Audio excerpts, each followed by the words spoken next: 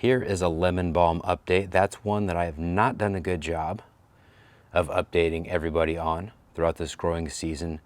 I've got tons of lemon balm growing everywhere. My germination process went really well.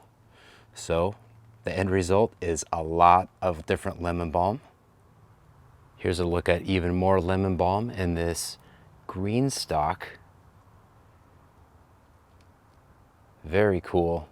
I'm very happy. I like it. I add it into salads along with my cilantro and my romaine that I'm growing up here.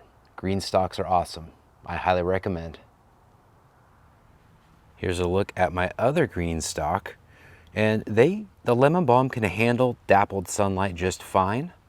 In fact, sometimes when you're talking about the heat of the summer, that's actually even better than direct sun when you're getting into the 80s, upper 80s and 90s, at least in the Pacific Northwest where we live.